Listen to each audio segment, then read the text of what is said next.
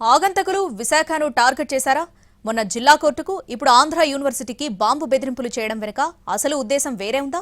అసలు బలూచిస్తాన్ ప్రస్తావన ఎందుకు చేశారు? విశాఖలో వరుసగా బాంబు బెదిరింపులు కలవరం రేపుతున్నాయి. ఆగంతకుల ఫేక్ ఈమెయిల్స్ భయాందోళనకు గురిచేస్తున్నాయి. ఎప్పుడేం జరుగుతుందోనన్న టెన్షన్ వాతావరణం సృష్టిస్తోంది.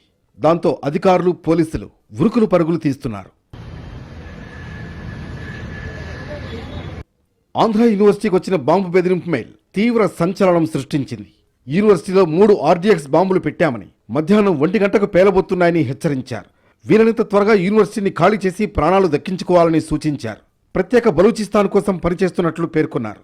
యూనివర్సిటీలో బాంబులు పెట్టారన్న వార్త అధికారుల్లో గుబులు రేపింది. వెంటనే పోలీసులకు సమాచారం ఇవ్వడంతో వారు రంగంలోకి దిగారు. ఏయూలో పలుచోట్ల తనిఖీలు చేపట్టారు. ప్రతి విభాగాన్ని డాగ్ స్క్వాడ్తో క్షుణ్ణంగా పరిశీలించారు. ఏయూకు వచ్చిన బాంబు బెదిరింపు ఈమెయిల్ విషయంపై అధికారులు గోప్యంగా వ్యవహరిస్తున్నారు.